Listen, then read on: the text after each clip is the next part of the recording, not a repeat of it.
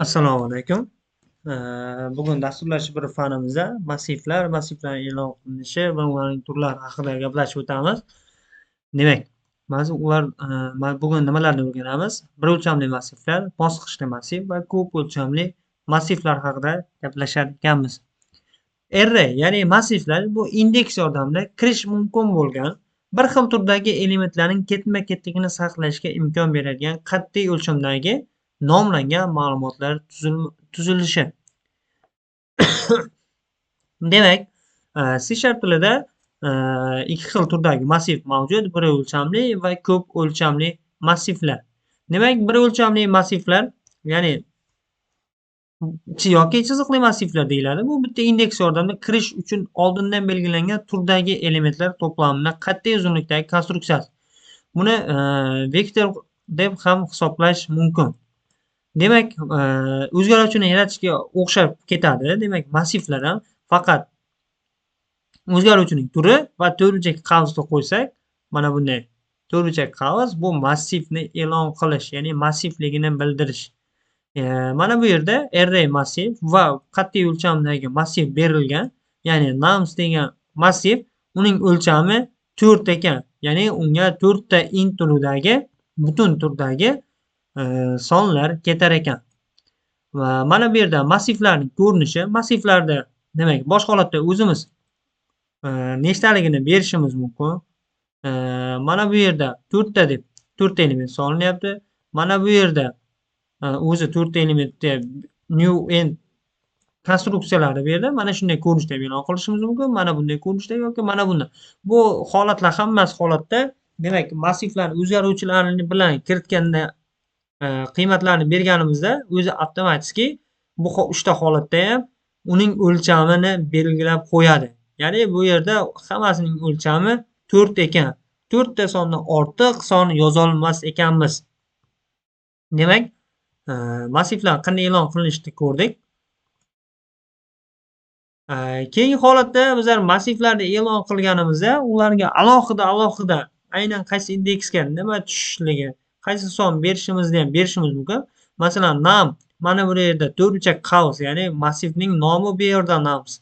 Massivning to'rtburchak qavs qo'yib ichiga raqam yozadigan bo'lsak, uning indeksi, ya'ni bizlar massivning uzunligi 4 ta berdikmi, 4 dan kichkina bo'lgan sonlarni yozib, ularning aynan qaysi indeksdaligi necha qiymat qabul qilishimizni so'rashimiz mumkin. Va u nums 3 ta chaqiradigan bo'lsak, bu massivning indeksi hisoblanadi. O'sha indeksda necha son turganini yoki qanday qiymat turganini bilishimiz mumkin.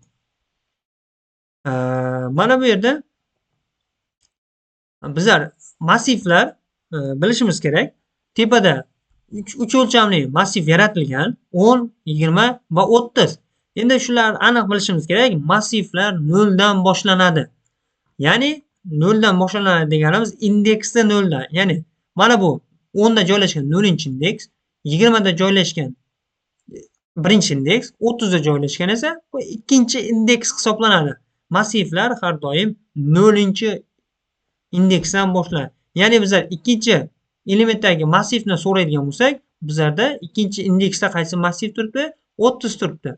Demak, 0, 1, 2. Demak, bizlar ekranga 30 degan javob chiqar ekan.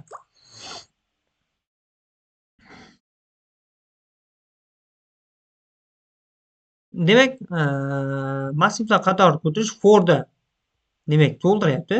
Bu yerda esa massivning uzunligicha bo'lgan sonlar bilan to'ldiradi. Ya'ni for bosh holatda 0, birinchi 0 ga 0 ni ta'minlaydi.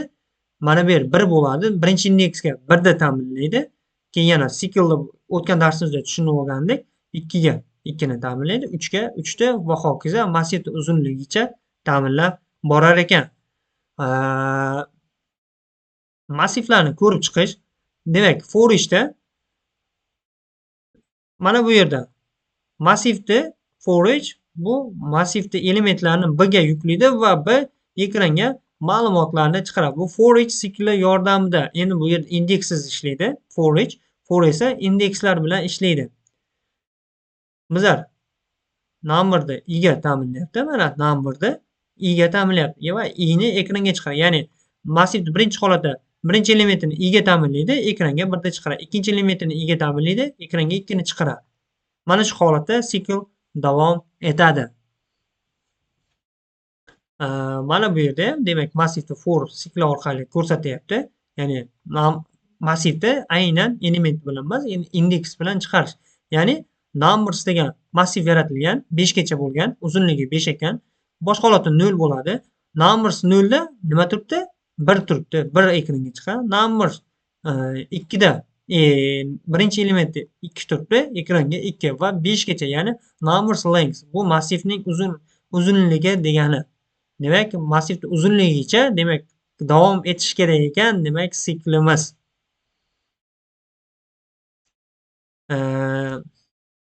Mosqichli massiv. Massivning ma'lumotlar turi qanday bo'lishi mumkin? Shuning uchun har qanday bo'lishi mumkin. Shuning uchun biz har xil o'lchamdagi massivlarni yaratishimiz mumkin. Bu shunday tuzilma pog'onali yoki kesilgan massiv deb ham atalishi mumkin ekan. Demak, bosqichlar qatori yaratish uchun ishlatilgan sintaksis. Demak, mana bu holatda massiv ishlatiladigan sintaks, mana buni subva yaratish, bu massiv vosita, demak, massiv desak ham bo'ladi. Ya'ni mana bunday ko'rinishda yaratishimiz mumkin.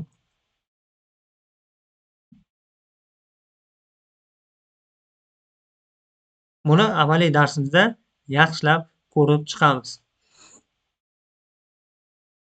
Demak, elementlarga murojaat qilish bu ko'p o'lchamli massiv bo'lgani uchun ko'p o'lchamli massiv qanday ko'rinishga ega? Ko'p o'lchamli massivda mana shunday ko'rinish olishi mumkin. Demak, ko'p o'lchamli bu yerda 0 1 2 0 1 2, ya'ni matrica ko'rinishida bo'ladi massivlar. Ularni e'lon qilinishi hozir ko'rsataman sizlarga.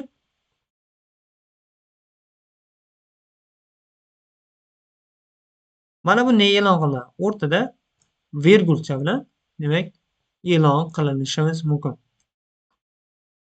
O'rtada vergul qo'ysak, n ga m demak massiv yaratgan hisoblanar ekanmiz. Demak, shu bilan massivlar darsimiz tugadi. Keyingi darsimizgacha sog' bo'lasizlar. E'tiboringiz uchun rahmat.